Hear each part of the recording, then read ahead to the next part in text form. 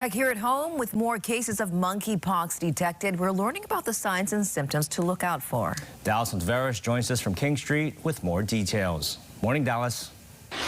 Good morning, Christine Ross, and still hanging out with us to give us more information about monkeypox and what we need to know is Dr. Brian Kien with Hawaii Pacific Health. Good morning, doctor. Thanks for being with us, by the way. We appreciate your time. You're quite welcome, Dallas. Thanks for having me.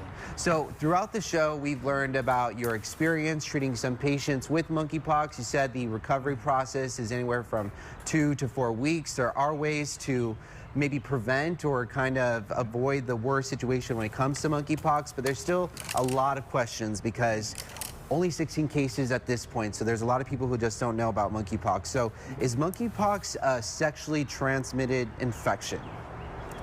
Well, it's spread through close, intimate contact, physical contact through the skin lesions and the drainage from the skin lesions, as well as any bodily fluids, including saliva, respiratory droplets, and discharge from the lesions.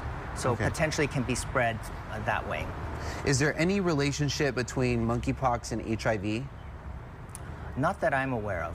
Okay. As if someone who has HIV does get monkeypox, would they have more of a harsh experience compared to someone who doesn't have HIV?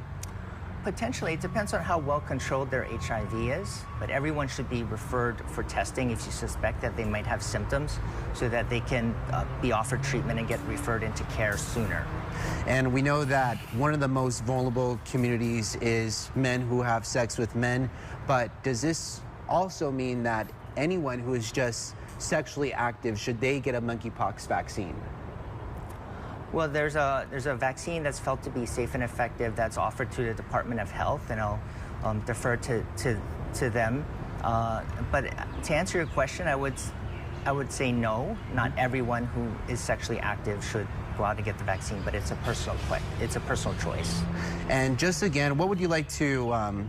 I guess before we get into that question right here, when it comes to crowded events, what signs or preventions that maybe someone should take if they're going to go to a show or concert? Is that kind of a vulnerable environment where you can get monkeypox?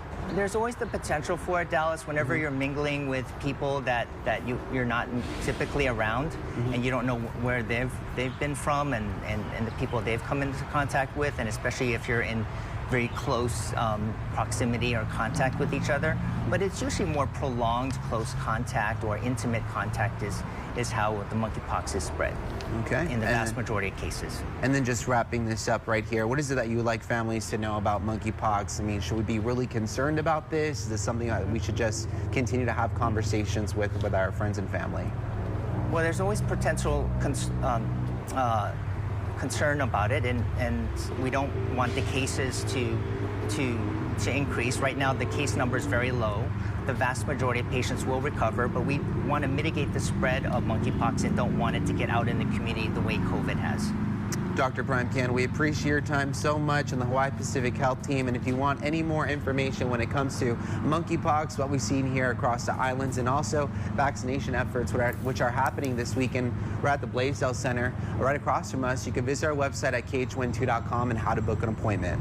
Reporting out here at the scene, Dallas Ontiveros, KH12 News, working for Hawaii. Thank you, Dallas, and thank you, Doctor. Over on Maui, would you be in favor of